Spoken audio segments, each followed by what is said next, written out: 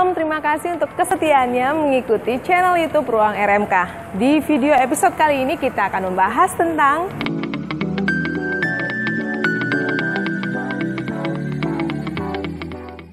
siapa saya hari ini, apa yang Tuhan izinkan terjadi melalui pelayanan hari ini adalah hasil dari sebuah freedom.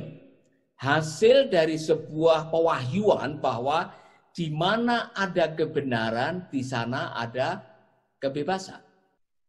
Jadi saya mau sharing dengan Anda semuanya kebenaran ini.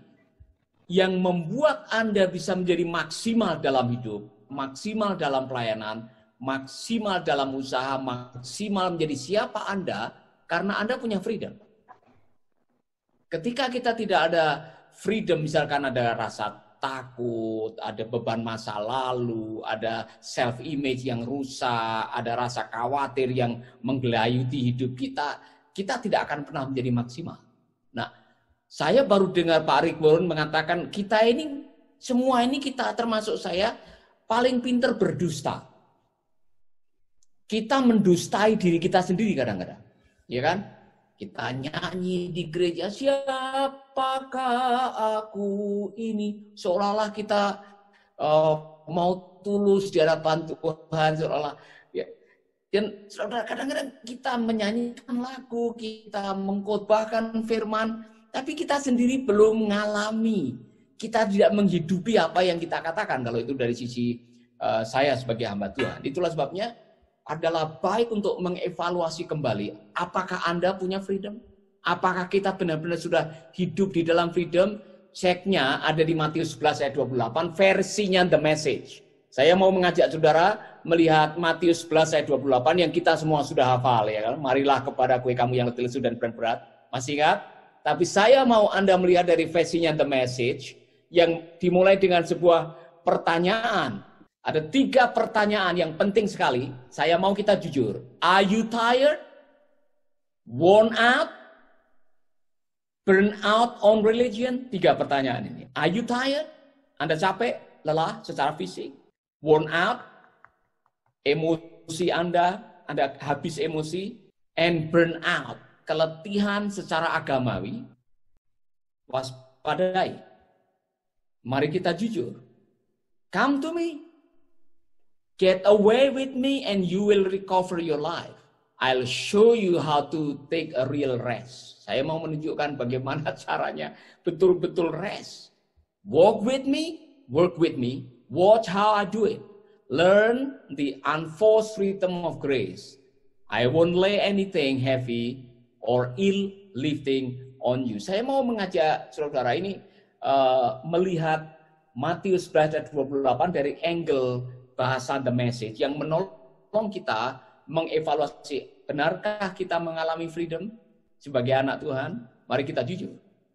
Karena kadang-kadang kita merasa, wah kita sudah berada di dalam Yesus, tapi kita datang ke gereja bukan karena freedom, kita datang ke gereja oleh karena mustor muka, takut kalau kena kutuk nanti, ya kan? Takut kalau kita kena hukuman. Kita memberi perpuluhan bukan oleh karena kita memberi dengan sukacita sebagai bagian dari penyembahan. Tapi takut nanti kalau belalang pelahap makan atau kita kekurangan. Jadi kita melakukan sesuatu menjadi legalistis. Walaupun kita semua orang-orang karismatik.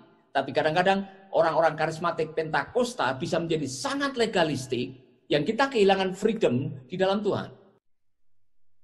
Ya kan? Buktinya apa? Buktinya kalau Anda masih ada tired, keletihan secara fisik, keletihan secara emosi, keletihan secara rohani, maka itu tanda bahwa kita belum benar-benar mengalami free dominion. Kita masih dijajah oleh khawatir, dijajah oleh rasa takut, dijajah oleh self-image yang rusak, dijajah oleh kecemasan masa depan. Dan itu membuat kita tidak akan pernah menjadi maksimal. Maka kita mulai dengan jujur dengan diri sendiri. Are you tired? Are you burn out? Are you burn out on religion? Tanda-tandanya apa? Tanda bahwa Anda sudah mulai burn out, bosan. Tidak ada gairah, passionnya untuk hidup, passion untuk melakukan bisnis, passion untuk melakukan pelayanan sudah mulai redup. Yang menikah mungkin passion untuk mencintai pasanganmu sudah mulai redup juga cintanya karena keletihan. Dan kalau itu yang terjadi, Anda sedang dalam bahaya. Kalau itu yang terjadi. Nah, Yesus sedang bicara untuk menyindir orang-orang Farisi. Sebetulnya konteks di dalam kitab Matius, Yesus sedang bicara kepada mereka-mereka yang sangat agamawi. Tapi agama mereka bukan membebaskan, tapi malah membebani. Itu bisa terjadi dengan kita yang melayani. Kita bersyukur kepada COVID-19, ya kan? Ya, COVID-19 buat kita bukan pandemi, tapi akademi, ya kan? Kita belajar banyak di sini, belajar istirahat. Hanya COVID-19 yang bisa menghentikan untuk tidak setiap hari melayani, hanya COVID-19. Istrinya aja enggak bisa. Jadi, saudara-saudara, kita perlu mengevaluasi kembali. Are you tired? Tanyakan kepada pasanganmu, are you tired? Are you worn out? Are you burn out? Tandanya apa? Mulai bosan, mulai kehilangan gairah, mulai tidak semangat, mulai harapan kita mulai pudar. Ya. Kalau itu yang terjadi, waspadalah. Dan tidak ada cara lain, kita semua tahu. Saya mau bicara begini karena saya juga pernah menjadi korban ini. Korban kelihatannya, wah melayani luar biasa, tapi jauh di lubuk hati kadang-kadang kita capek. Melayani juga capek, ya kan? Siapa yang menikah capek, jadi ayah capek, jadi istri capek. Kita semua pernah mengalami, ya kan? Lalu bagaimana kita menyegarkannya? Keluarkanlah konsep-konsep yang salah. Sebelum konsep yang salah dikeluarkan, tidak ada real freedom. Because when there is truth, there is freedom. Hanya kebenaran yang membebaskan. Di mana ada kebenaran, disitulah ada kebebasan. Nah, persoalannya adalah setiap saudara, setiap kita punya namanya true lies. Kebohongan yang kita anggap benar, yang sudah menyelinap di dalam heart thinking kita, dalam hati kita, yang bertahun-tahun bersarang di situ dan mendikte perilaku kita, mendikte emosi kita, mendikte kelakuan kita. Sebelum true lies ini diganti dengan kebenaran, yang namanya takut, khawatir, cemas, akan terus bersarang dalam hidup kita. Dan itu adalah penyebab dari burnout, tired, worn out, itu semua dari situ. Karena ada yang salah dalam kehidupan kita. Itulah sebabnya jujurlah dengan diri sendiri, ya kan? Katakanlah sejujurnya, istri-istri, kalau engkau tired, bilang sama suamimu, saya capek. Ya kan? Kalau suami-suami sudah capek, bilang sama istrimu, saya capek. Kita semua menghadapi itu. Dan saudara-saudara, di perjanjian lama itu ada hukum namanya rest, sabat. Capek, letih, worn out, burn out adalah tanda Anda perlu istirahat. Ibarat mobil perlu turun mesin. Kalau tidak, Anda yang kena dampaknya, macet semuanya nanti di dalam hidup ini. Waspadalah. Oleh karena itu datanglah pada Yesus. Come to me. Saya suka dengan kalimat yang berikutnya. Get away with me and you will recover your life. Jadi cara yang terbaik untuk mendapatkan passion kembali, freedom kembali dalam hidup ialah datang kepada Yesus dan get away, ya kan? Menyendiri bersama dengan Yesus. Luar biasa ini. Menyendiri bersama dengan Yesus. Ngapain? Belajar dari Dia. Nah, saudara-saudara, kita semua yang sudah di dalam Tuhan, cara yang paling mudah untuk mendapatkan passion, kebenaran, kemerdekaan, sukacita, semuanya adalah datang kepada Tuhan. Tidak ada cara yang lain. Ya kan? Dan saya kalau sudah capek, kalau sudah bosan, sudah keletihan dan sebagainya, hanya bisa datang kepadanya, nyanyi, ya kan, memuji Tuhan, mengucap syukur, nanti ada kekuatan kembali. Dan ketika kita datang kepada Tuhan, maksud saya datang dalam arti kita betul-betul get away, menyendiri dengan Tuhan, kita bercakap dengan Tuhan, bukan kita secara dogma agamawi ritual kita datang doa, oh ya Bapak, enggak, talk to God, talk. bicara dengan Tuhan. Sampaikan isi hatimu, sampaikan keluh kesahmu. Ngomong dengan Tuhan seperti anak dengan bapak atau dengan teman. Ya kan? Seperti kita share, curhat. Tuhan, saya capek hari ini. Tuhan, saya perlu kekuatan darimu. Tuhan, saya perlu passion yang baru, gairah yang baru. Tuhan, saudara,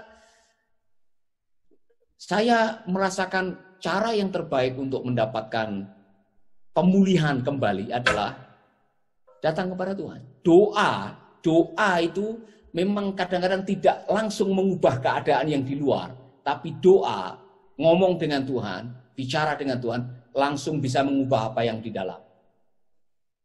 Amin. Nah, berikutnya bukan hanya datang kepadanya. Ada satu konsep yang saya pikir kita semua, terutama yang terlibat dalam pelayanan, yang melakukan segalanya, ini penting. Dikatakan, walk with me, work with me, not for me. Nah, waspada ini saudara-saudara, kita selama ini menjadi korban kesalahan konsep, saya bekerja buat Tuhan, saya melayani buat Tuhan, saya melakukan ini semua buat Tuhan. Saudara, akhirnya kita mengorbankan yang lain-lain, seolah-olah kalau saya tidak melakukan, nanti Tuhan tidak mengasihi saya. Kalau saya tidak melakukan ini, nanti saya akhirnya akan kena hukuman, berkat saya berkurang. Salah konsep. Yesus bilang, work with me, walk with me, not work for me. Ya kan? Mungkin saudara dulu pernah menjadi korban lagu awal-awal Pantekosta yang membuang diri ke ladang Tuhan saudara. Ya kan? Kita membuang diri seolah-olah semua buat Tuhan, buat Tuhan, buat Tuhan, buat Tuhan. Kemudian kita lupa yang lain. Nah, konsep buat Tuhan itulah yang kadang-kadang membuat kita burn out. Kita ingin menyenangkan Tuhan. Ya kan? Kita ingin membuat supaya Tuhan luar biasa dengan persembahan kita, dengan pujian kita, dengan apa seolah-olah Tuhan baru bisa senang kalau saya melakukan ini dengan maksimal. Akhirnya kita terjebak dalam sebuah ritual legalisme yang bukan malah membebaskan kita. Waspada, kita semua pernah itu ya kan? Kita semua pernah, kita melayani, melakukan sesuatu untuk to please God. Tuhan sudah please dengan saudara sebelum saudara melakukan apa-apa. Anda sudah berkenan kepada Tuhan sebelum berbuat apa-apa. Buktinya apa? Dia mati di kayu salib untuk menebus saudara karena Anda berkenan di hadapan Tuhan. Nah, khususnya buat kita semua yang pernah punya masalah dengan self-image, saudara-saudara, ketika kita menggunakan pelayanan, pekerjaan, jabatan, kekayaan untuk coba mendongkrak harga diri kita, kita sedang melecehkan apa yang dilakukan oleh Tuhan di kayu salib. Tuhan sudah melakukannya buat kita. Kita berharga, kita berkenan bukan karena pelayanan, tapi karena apa yang dilakukan oleh Tuhan. Maka apapun yang Anda lakukan, walk with Him, work with Him. Amin.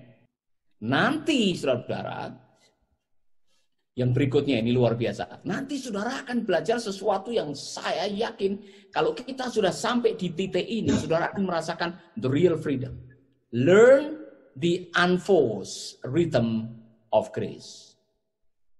Belajar hidup dengan irama kasih karunia. Ada banyak hal yang Anda tidak akan pernah bisa selesaikan dalam hidup ini.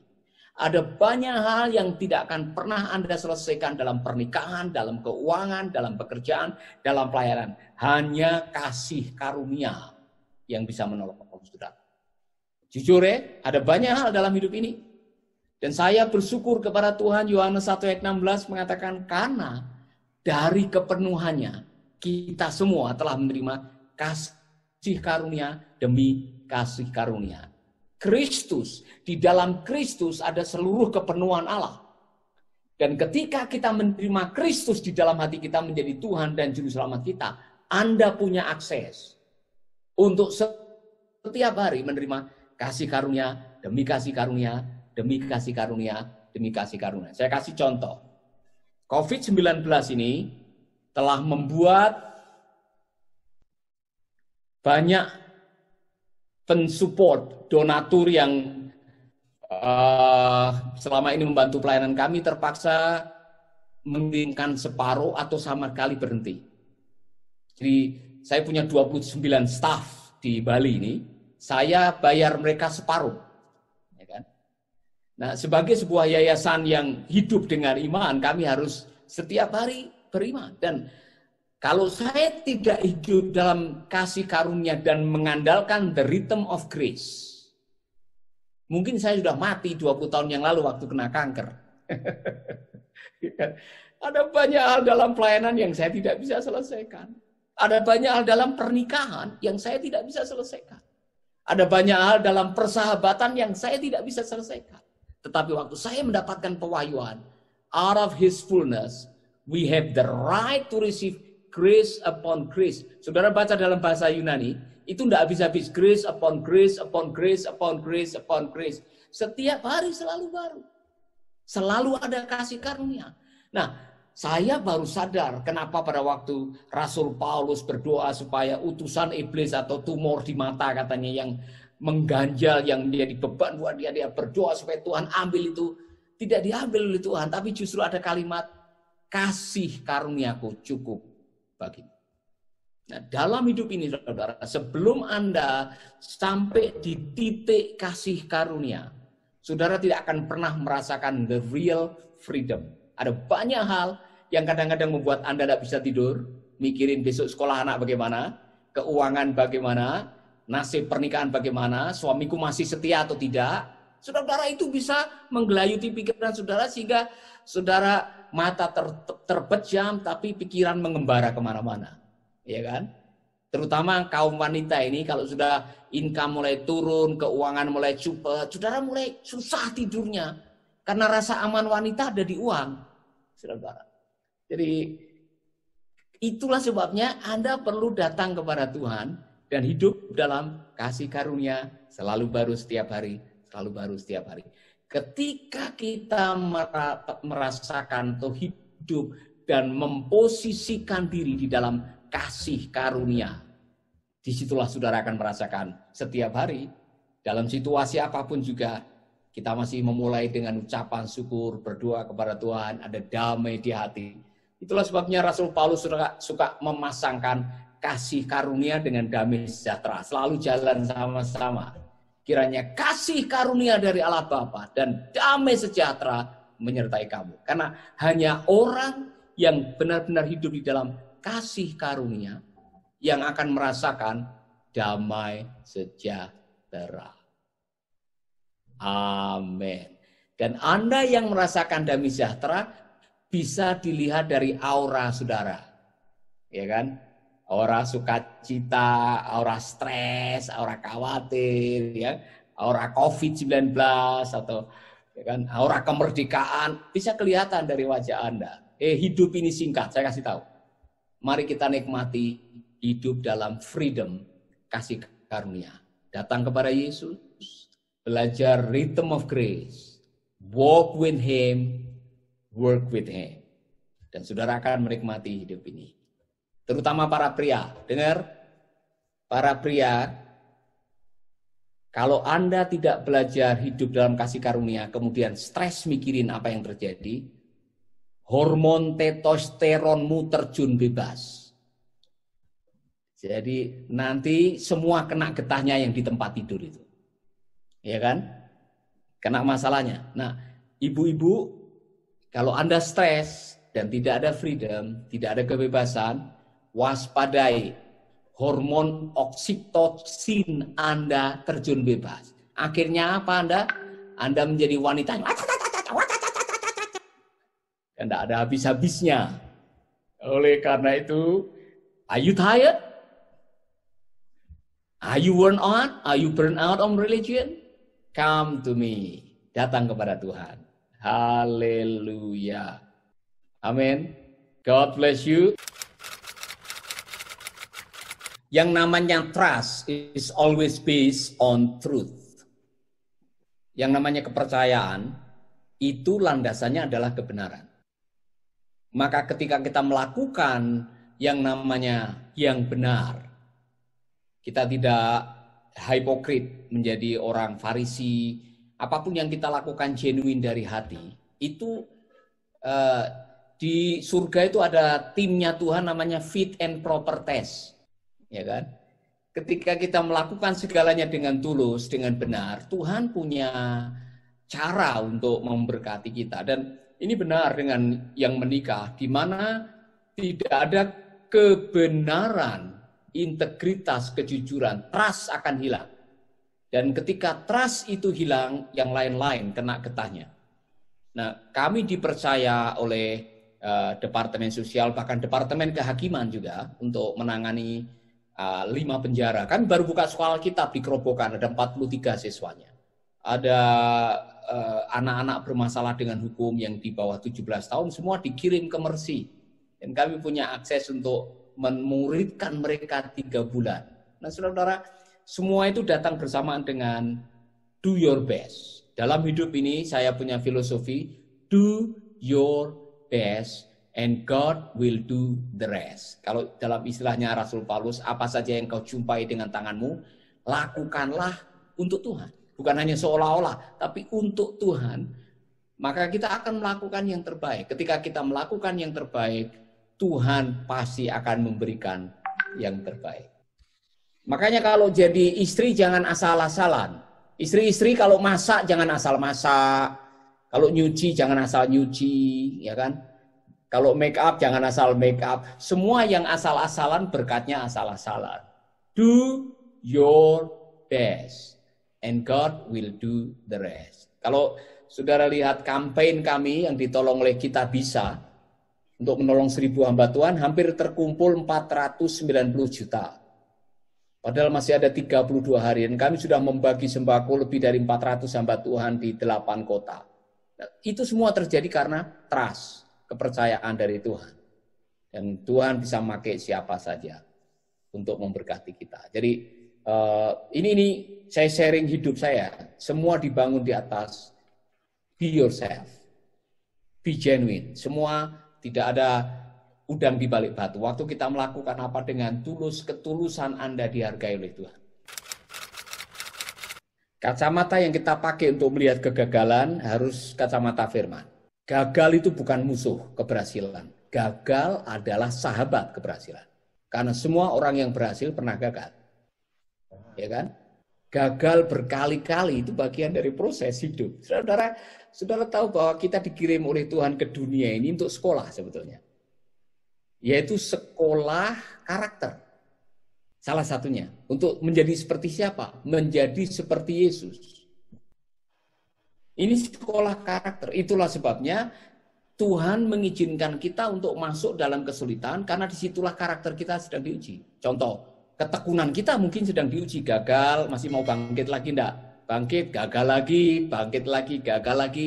Nanti setelah tamat, saudara mungkin akan diizinkan oleh Tuhan untuk menikmati keberhasilan. Jadi saya masih ada tantangan, Anda semua masih ada tantangan, karena ini adalah sekolah.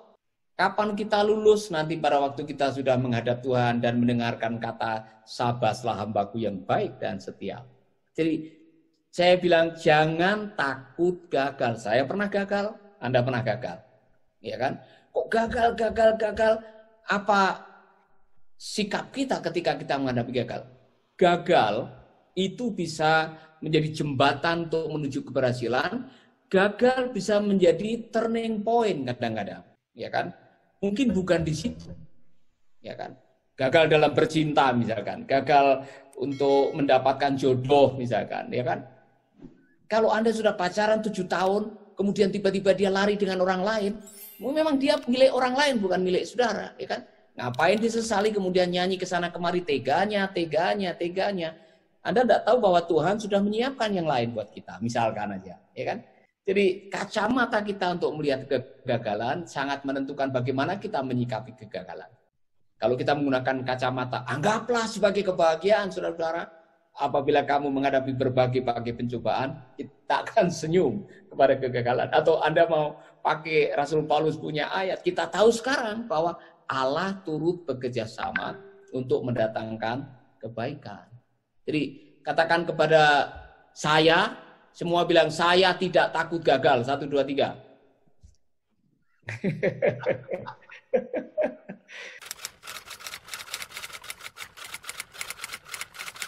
Nah, saya tidak menjelaskan tadi, tetapi ada keterangan bahwa Cook, belajarlah lemah lembut dari aku, karena Cook yang aku berikan itu tidak berat, itu ringan. Jadi sebetulnya gambarannya adalah dua sapi yang sedang membajak, ya kan?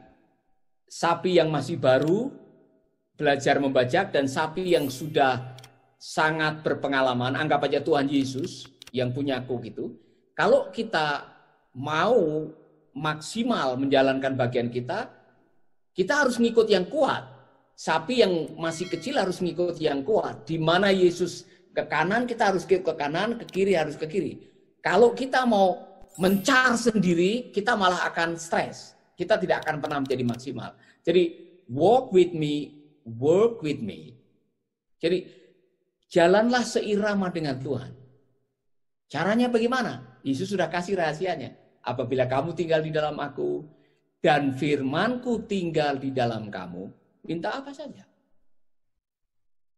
maka kamu akan berhasil. Dengan demikian orang akan tahu bahwa kamu adalah muridku. Jadi sukses kita, success is a product of obedience. Sukses itu produk ketaatan, saudara. Jadi tugas kita sebetulnya adalah walk with him, work with him. Itu artinya semua yang Anda lakukan di marketplace, di pelayanan, dalam pernikahan, ikuti firman-Nya, hidup dalam firman-Nya. Karena hidupmu hanya ditentukan. Lanjutkan. Amin. Amin. Ya. Oke. Dua kali. Ya, pertama waktu di Ambon. Jadi saya pernah diminta memimpin sekolah Alkitab di Ambon. Dan banyak yang tidak tahu bahwa saya tidak dibayar. Sekolah Alkitab itu tidak bayar saya. Padahal waktu itu saya ada di Malang, ngajar. Saya salah satu dosen yang paling banyak pelayanan. Artinya dari sisi finansial saya sangat aman di Malang. Saya ambil sebuah langkah iman menjadi sebuah pimpinan sekolah Alkitab yang mau bangkrut, yang mau ditutup. Jadi dengan kata lain, saya mengatakan Tuhan saya berkorban demi sekolah Alkitab. Tiba-tiba kerusuhan terjadi. Saya harus mengungsi dengan 132 siswa, tinggal di pengungsian. Pada waktu saya tinggal di pengungsian, untuk makan nasi putih itu harus ngantri 4 jam. Tidak ada piring, hanya dengan tangan.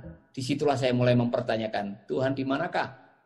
Di manakah perhatian?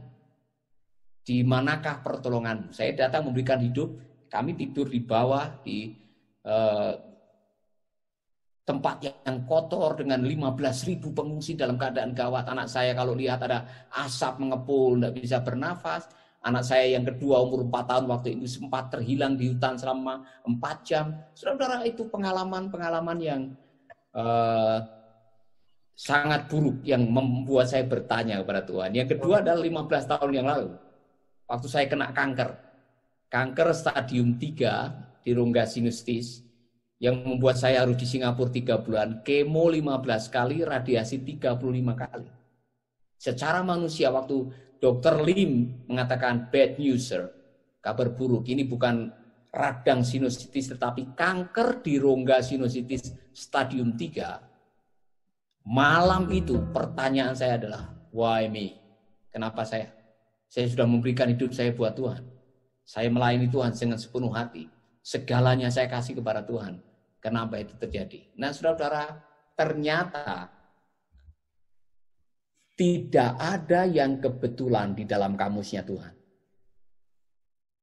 Yang namanya krisis, stres, kesulitan, itu adalah saya anggap sebagai bagian daripada lahan pembentukan iman. Ternyata di pengungsian itu iman saya loncat 3 level. Di Singapura iman saya juga loncat. Saya mengalami hal yang luar biasa. Kalau saya sekarang menengok ke belakang dengan frame atau dengan bingkai kebenaran firman, saya mengatakan terima kasih Tuhan. Haleluya. Kalau saya lewat pangkalan angkatan laut di Ambon sana, saya beberapa kali lewat, saya senyum sekarang dan mengatakan, wah, saya bersyukur saya pernah melewati masa itu. Kalau saya lewat Glen Eagle Hospital di Cancer Center, saya mengatakan saya bersyukur pernah melewati masa-masa yang kritis di sini. Semua diizinkan oleh Tuhan untuk membentuk kita. Jadi saudara, jangan takut kesulitan. Karena kesulitan adalah lahan yang paling bagus untuk membentuk iman saudara. Jadi kalau besok ada kesulitan, Anda harus senyum dan mengatakan, selamat datang kesulitan. Amin. Jangan nangis dulu, jangan nangis. Senyum, selamat datang. Karena nanti Tuhan akan tolong kita.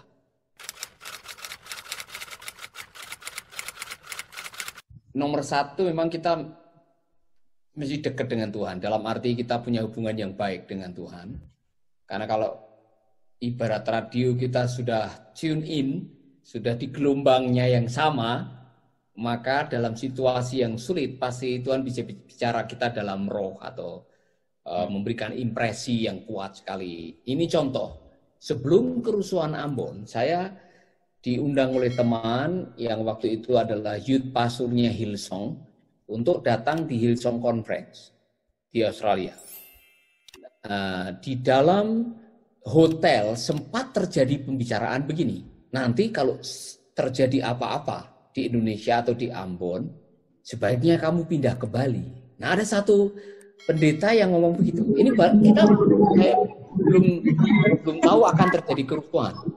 Ya, jadi kami berdiskusi di dalam hotel itu mengenai exit plan. Kalau terjadi apa-apa bagaimana? Nah, sehingga pada waktu saya di pengungsian itu, teman saya yang dulu mengatakan kalau terjadi kerusuhan, kamu mau kemana? Dia yang nelpon saya. Paulus, kamu ada di mana? Dia bilang, saya ada di pengungsian. Keluar dari Ambon, datang ke Bali, saya tunggu di Bali. Dia terbang dari Brisbane, dia nunggu saya di situ.